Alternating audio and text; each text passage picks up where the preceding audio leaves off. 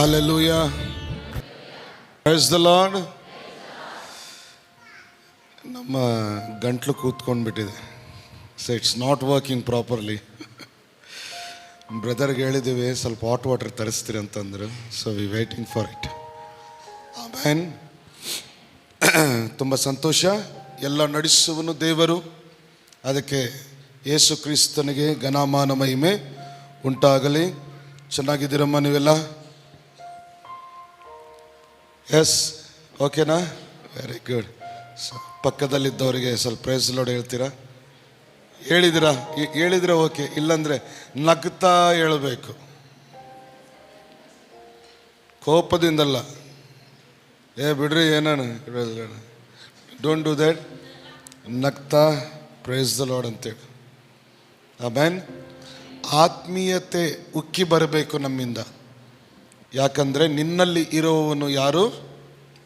ಕರ್ತನಾದ ಯೇಸು ಕ್ರಿಸ್ತನು. ಯೇಸು ಕ್ರಿಸ್ತನಂತಾನೆ ನೀನು ನನ್ನ ಆಲಯವಾಗಿದೆಯ, ನಾನು ನನ್ನ ರಕ್ತವನ್ನು ಸುರಿಸಿ ನಿನ್ನನ್ನು ಕೊಂಡುಕೊಂಡಿದ್ದೇನೆ. ಹೇಳ್ರಿ ಆಮೇನ್. ಯೇಸು ಕ್ರಿಸ್ತ ನಮ್ಮನ್ನು ಕೊಂಡುಕೊಂಡಿದ್ದಾನೆ, ನಮಗೆ ಬಿಡುಗಡೆ ಕೊಟ್ಟಿದ್ದಾನೆ. ಎಲ್ಲಿಂದ? ಪಾಪಗಳಿಂದ, ಅಪರಾಧಗಳಿಂದ ನಮಗೆ ಬಿಡುಗಡೆ ಕೊಟ್ಟಿದ ಮೇಲೆ ಮತ್ತು ತಿರುಗಿ ನಾವು ಪಾಪ ಮಾಡಬಾರದು, ಅಪರಾಧ ಮಾಡಬಾರದು. ಇದು ತುಂಬ ಪ್ರಾಮುಖ್ಯ. ತುಂಬ ಜನರು ನೋಡ್ತೀವಿ, ದೀಕ್ಷಾಸ್ನಾನ ತಗೊಳ್ತಾರೆ, ಯೇಸು ಕ್ರಿಸ್ತನನ್ನು ಸ್ವಂತ ರಕ್ಷಕನಾಗಿ ಅಂಗೀಕರಿಸಿಕೊಳ್ತಾರೆ. 1 ವಾರ 2 ವಾರ 3 ತಿಂಗಳು 4 ತಿಂಗಳು ಚೆನ್ನಾಗಿ ಪ್ರಾರ್ಥನೆಗೆ ಬರ್ತಾರೆ. ಆಮೇಲೆ ದೆವ್ವದ ರೋಗ ಹಿಡಿದು ಬಿಡುತ್ತವ್ರಿಗೆ, ಲೋಕದ ರೋಗ ಹಿಡಿದು ಬಿಡುತ್ತವ್ರಿಗೆ. ಬೈಬಲ್ ಮನಸ್ಸಿಗೆ ಬರಲ್ಲ, ಪ್ರಾರ್ಥನೆ ಮನಸ್ಸಿಗೆ ಬರಲ್ಲ. ಸಭೆಯಲ್ಲಿ ದೇವರ ಸೇವಕರು ಎಷ್ಟು ಸಲ ಕರೆದ್ರೂ ಮನಸ್ಸಿಗೆ ಬರಲ್ಲ. ಲೌಕಿಕವಾದ ವಿಷಯಗಳಲ್ಲಿ ಬಿದ್ದೋಗ್ಬಿಡ್ತಾರೆ, ನಷ್ಟ ಕೊಂಡುಕೊಂಡು ಬಿಡ್ತಾರೆ ಅವರು. ದೇವರು ನಿನ್ನನ್ನು ಬಿಡುಗಡೆ ಕೊಡಬೇಕು ಅಂತ ತನ್ನ ಪ್ರಾಣವನ್ನು ಕೊಟ್ಟು ತನ್ನ ರಕ್ತವನ್ನು ಸುರಿಸಿ ನಿನ್ನನ್ನು ಕೊಂಡುಕೊಂಡು ಬೇರೆ ಮಾಡಿದ್ರೆ, ಮತ್ತು ಕೆಲವೊಬ್ಬರು ಹೋಗಿ ಆ ಕೆಸರಲ್ಲಿ ಬಿದ್ದು ಬಿಡ್ತಾರೆ. ಅದು ಬೇಕಾ ನಮಗೆ? ಅವರು ದುಃಖ, ಅವರು ವೇದನೆ, ನಿನಗೋಸ್ಕರ ಕಣ್ಣೀರು ಸುರಿಸಿ ಒಡಿಸ್ಕೊಂಡಿದ್ದಾನೆ. ಮತ್ತು ತಿರುಗಿ ಪಾಪ ಮಾಡೋದಿಕ್ಕಲ್ಲ, ಮತ್ತು ತಿರುಗಿ ನಿರ್ಲಕ್ಷ್ಯನೆ ಕೆಲಸ ಮಾಡೋದಿಕ್ಕಲ್ಲ, ಮತ್ತು ತಿರುಗಿ ಅಯೋಗ್ಯವಾದ ಕಾರ್ಯಗಳಲ್ಲಿ ನೀವು ಭಾಗಸ್ಥರಾಗುವುದಲ್ಲ. ದೇವರು ಸಂಪೂರ್ಣವಾಗಿ ನಿನ್ನನ್ನು ಪ್ರತ್ಯೇಕವಾಗಿ ಇಡಬೇಕಂತ ಸಮಸ್ತವನ್ನು ಕೊಟ್ಟಿರೋದು. ಅದಕ್ಕಂತಾನೆ ನೀನು ನನ್ನ ಆಲಯವು. ಹೇಳ್ರಿ ಥ್ಯಾಂಕ್ ಯು ಜೀಸಸ್. ದೇವರು ಎಷ್ಟು ಒಳ್ಳೆ ಸ್ಥಾನ ಕೊಟ್ಟಿದ್ದಾನೆ ನೋಡ್ರಿ. ನೀವು ಯಾರಂತೆ? ದೇವರ ಆಲಯ. ಕರಡಿಯಲ್ಲಿ ನೀವು ಯಾರನ್ನು ನೋಡ್ಕೋಬೇಕು? ನಿಮ್ಮ ಅಂದ ಚಂದ ಇರುತ್ತೆ, ನೋಡ್ಕೊಳ್ಳಿ. ಆದರೆ ಯಾರು ಕಾಣಬೇಕು ಕರಡಿಯಲ್ಲಿ? ದೇವರ ಆಲಯ. ಆತ್ಮೀಯತೆ ನಿನ್ನ ಮುಖದಲ್ಲಿ ಉಕ್ಕಿ ಬರಬೇಕು. ಎಲ್ಲೇ ಆದರೂ ಕಾರ್ಯಕ್ರಮಗಳಿಗೆ ಹೋಗ್ತಾ ಇದ್ರೆ ಆತ್ಮೀಯತೆಯನ್ನು ತೆಗೆದುಕೊಂಡು ಹೋಗಬೇಕು ನೀನು. ಮದುವೆ ಕಾರ್ಯಕ್ರಮಗಳಿಗೆ ಹೋದರೆ ತಿಂದು ಬರೋಕಲ್ಲ, ಪ್ರಾರ್ಥನೆ ಭಾರದಿಂದ ನೀನು ಹೋಗ್ಬೇಕಲ್ಲಿ. ಕೆಲಸಕ್ಕೆ ಹೋಗುವಾಗ ಆತ್ಮೀಯತೆಯಿಂದ ಹೋಗಬೇಕು. ಯಾರ ಜೊತೆ ಆದರೂ ಮಾತಾಡುವಾಗ ಜಾಗ್ರತೆಯಿಂದ ಮಾತಾಡ್ರಿ. ಒಳಸು ಮಾತು ನಿನ್ನ ಬಾಯಿಂದ ಬರಬಾರ್ದು. ಯಾಕೆ ಗೊತ್ತಾ? ನೀನು ದೇವರ ಆಲಯ. ಆಲಯದಿಂದ ಏನು ಬರಬೇಕು? ಪ್ರಾರ್ಥನೆ ಬರಬೇಕು, ಆಶೀರ್ವಾದ ಬರಬೇಕು, ಬ್ಲೆಸ್ಸಿಂಗ್ಸ್ ಬರಬೇಕು, ಹಿಲ್ಲಿಂಗ್ಸ್ ಬರಬೇಕು. ಎಲ್ಲಕ್ಕಿಂತ ಪ್ರಾಮುಖ್ಯವಾದದ್ದು ದೇವರ ವಾಕ್ಯವು ನಿನ್ನ ಬಾಯಿಂದ ಬರಬೇಕು ಹೊರಗೆ. God is expecting that. ದೇವರು ಅದನ್ನು ಪ್ರೀತಿಯಿಂದ ಎದುರು ನೋಡ್ತಾ ಇದ್ದ. ನಿಮ್ಮ ಬಾಯಿಂದ ಏನು ಬರಲಿ ಅಂತ. ಕೋಪ ಬಂದರೆ ಬೈಬೇಡ. ಯಾರು ನಿನಗೆ ಅಧಿಕಾರ ಕೊಟ್ಟರು? ಪರೀಕ್ಷಿಸ್ಕೊಳ್ಳೋಣ ಈ ಸಾಯಂಕಾಲ ವೇಳೆಯಲ್ಲಿ. ಏನಾದರೂ ನಿಮಗೆ ಅಯೋಗ್ಯವಾದ ವಿಷಯ ಏನಾದರೂ ಗೊತ್ತಾದರೆ ಬೈಬೇಡ್ರಿ.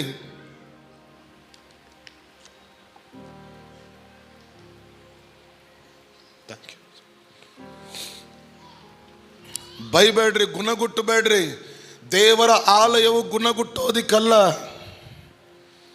ದೇವರ ಆಲಯವು ಗುಣಗುಟ್ಟವರನ್ನು ಬದಲಾಯಿಸೋ ಕೆಲಸ. ಆಮೇನ್. ಶಾಗಂಜ್ ದೊಡ್ಡ ಏರಿಯಾ. ಇವತ್ತು ನೋಡಿದ್ದೀನಿ, ಇಲ್ಲಿಂದ ಅಲ್ಲಿವರೆಗೆ ಎಷ್ಟು ಜನರಿದ್ದಾರೋ, ಎಷ್ಟು ಕುಟುಂಬಗಳಿದ್ದಾರೋ. ನೀವೆಲ್ಲರಿದ್ದೀರಾ. ಅಯ್ಯೋ, ನನ್ನ ದೇವರಿಗೆ ಸ್ತೋತ್ರ ಹೇಳ್ತಾ ಇದ್ದೀನಿ. ಎಷ್ಟು ಆಲಯಗಳು ಕೂತ್ಕೊಂಡಿದ್ದಾರಪ್ಪ ಇಲ್ಲಿ. ಆಮೇನ್, ಹಲ್ಲೆಲೂಯಾ. ನಿನಗೆ ಡಿಗ್ರಿ ಇಲ್ಲದೆ ಇರ್ಬೋದು, ಒಳ್ಳೆ ಉದ್ಯೋಗ ಇಲ್ಲದೆ ಇರ್ಬೋದು, ಕೂಲಿ ಕೆಲಸ ಮಾಡ್ತಾ ಇರ್ಬೋದು, ಚಿಕ್ಕ ಗುತ್ತೇದಾರ ಕೆಲಸ ನೀನು ಮಾಡ್ತಾನೆ ಇರ್ಬೋದು. ಬಹುಶಃ ಯಾರಾದರೂ ಮನೆಯಲ್ಲಿ ಹೋಗಿ ನಿನ್ನ ಕುಟುಂಬಕ್ಕಾಗಿ ಕೆಲಸ ಮಾಡ್ತಾ ಇರ್ಬೋದು. ಒಳ್ಳೆ ಉದ್ಯೋಗ ಇರ್ಬೋದು, ಒಳ್ಳೆ ಟೀಚರ್ ಆಗಿರ್ಬೋದು, ಏನಾದರೂ ಮಾಡ್ಬೋದು. ಎಲ್ಲಕ್ಕಿಂತ ಶ್ರೇಷ್ಠವಾದದ್ದು ಯಾವುದು ಗೊತ್ತಾ? ನೀನು ದೇವರ ಆಲಯವಾಗಿದೆಯಾ. ನಿನ್ನ ಕೆಲಸದಿಂದ ಯೇಸು ಸ್ವಾಮಿ ನಿನ್ನನ್ನು ಮೇಲಕ್ಕೆತ್ತಲಿಲ್ಲ, ತನ್ನ ರಕ್ತವನ್ನು ಸುರಿಸೋದು ಮುಖಾಂತರ ನಿಮ್ಮನ್ನು ಮೇಲಕ್ಕೆ ತಂದಿದ್ದಾನೆ. ಆಮೇನ್. ಶಾಗಂಜಿಂದ ಒಂದೊಂದು ಮನೆಯಲ್ಲಿ ಎಷ್ಟೆಷ್ಟು ಆಲಯಗಳಿದಾವೆ ಯೋಚನೆ ಮಾಡಿ. ಆ ಆಲಯವು ಕೂಗುತ್ತಾ ಇದ್ದರೆ ದೇವರಿಗೆ ಎಷ್ಟು ಮಹಿಮೆ.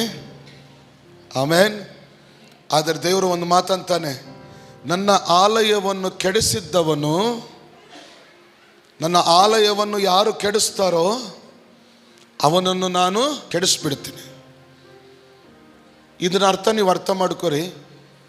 ನೀನೇ ನಿನ್ನ ಆಲಯವನ್ನು ಕೆಡಿಸ್ಬಿಟ್ಟಿದಿ ಅಂತಂದರೆ ದೇವರು ನಿನ್ನ ಬದುಕನ್ನು ಕೆಡಿಸ್ಬಿಡ್ತಾನೆ. ಜಾಗ್ರತೆ. ನಿನ್ನ ದೇಹವು ದೇವರ ಆಲಯ. ಈ ದೇಹಕ್ಕೆ ಅಪವಿತ್ರವನ್ನು ತಂದಾಗಬೇಡ, ಪಾನ್ ಪರಕ್ ತಂದಾಗಬೇಡ, ಆಲ್ಕೋಹಾಲಿಕ್ ತಂದಾಗಬೇಡ, ಅಪವಿತ್ರವಾದ ಚಟಗಳು ತಂದು ಬಿಸಾಗಬೇಡ, ವ್ಯಭಿಚಾರ ಮಾಡಬೇಡ, ಅಯೋಗ್ಯತನ ಮಾಡಬೇಡ, ಹೊಲಸು ಜೀವನಗಳಲ್ಲಿ ನೀ ಜೀವಿಸೋದಕ್ಕೆ ಇಷ್ಟಪಡಬೇಡ. ಯಾಕಂದರೆ ಈ ಆಲಯವು ದೇವರಿಗೆ ಕಾಣಿಕೆಯಾಗಿರುವಂತೆ ಆ ದೇವರು ನಿನ್ನ ಆಲಯವನ್ನು ಪವಿತ್ರವಾಗಿ ಮಾಡಿಟ್ಟಿದ್ದಾನೆ. ಆ ಆಲಯದಲ್ಲಿ ಯಾರಿರ್ತಾರೆ? ಯಾರು? ಪವಿತ್ರಾತ್ಮನ ದೇವರು ಇರ್ತಾನಂತೆ. ಆಮೇನ್. ದ ಹೋಲಿ ಸ್ಪಿರಿಟ್, ದೇವರ ಆತ್ಮ ಎಲ್ಲಿ ನಿವಾಸವಾಗಿರ್ತಾನೆ? ನಿನ್ನ ದೇಹದಲ್ಲಿ. ಈಗ ದೇವರು ನೋಡಿ ಎಷ್ಟು ಬಾಧ್ಯತೆಯಿಂದ ಅಂತಾನೆ ಯೇಸು ಸ್ವಾಮಿ, ನೀನು ನನ್ನ ಆಲಯ. ಹಲ್ಲೆಲೂಯ. ಮತ್ತು ಈ ಆಲಯವಾಗಿರುವ ನಾವು ಕೆಡಿಸ್ಕೊಳ್ಳೋಣವಾ? ದೇವರಿಗೆ ಮಹಿಮೆಕರವಾಗಿರೋಣವಾ? ದೇವರನ್ನು ಒಪ್ಪಿಕೊಂಡು ರಕ್ಷಣೆಯಲ್ಲಿ ಇದ್ದೂ ಪಾಪ ಮಾಡುವ ಜನರು ಎಷ್ಟೋ ಜನರಿದ್ದಾರೆ. ಯಾಕೆ ನಿನ್ನ ಬದುಕು ಈ ಥರ ಆಗಿದೆ ಅಂತಂದರೆ ಪ್ರಶ್ನೆ ಹಾಕ್ಕೊಳ್ರಿ. ದೇವರು ನಿನ್ನ ಜೀವನವನ್ನು ಪವಿತ್ರವಾಗಿ ಇಡಬೇಕಂತ ತನ್ನ ರಕ್ತವನ್ನು ಸುರಿಸಿ ಪರಲೋಕದಿಂದ ಇಳಿದು ಬಂದು ನಿನಗೋಸ್ಕರ ಕಣ್ಣೀರು ಸುರಿಸಿದ್ರೆ ನೀನು ಪಾಪ ಮಾಡ್ತೀಯ, ಅಪವಿತ್ರವಾದ ಕೆಲಸ ಮಾಡ್ತೀಯ, ನೀನು ಕಾಣದೇ ಇರುವ ಕತ್ತಲಿನ ಕೆಲಸಗಳನ್ನು ನೀನು ಮಾಡ್ತೀಯ, ನಿನ್ನ ದೇಹವನ್ನು ಅಪವಿತ್ರಪಡಿಸಿಕೊಂಡು ದೇವರ ಆಲಯದಲ್ಲಿ ಕೂತ್ಕೊಳ್ತೀಯ, ದೇವರ ಸನ್ನಿಧಿಯಲ್ಲಿ ನಟನೆ ಮಾಡ್ತೀಯ, ದೇವರ ಮುಂದೆ ಅಪವಿತ್ರವಾಗಿ ದೇವರ ಸ್ತುತಿ ಆರಾಧನೆಯಲ್ಲಿ ನಟನೆಯಾಗಿ ದೇವರನ್ನು ಮಹಿಮಪಡಿಸ್ತೀಯ. ಒಳ್ಳೆಯದಾ ಇದು? ದೇವರು ನೋಡ್ತಾ ಇದ್ದಾನೆ.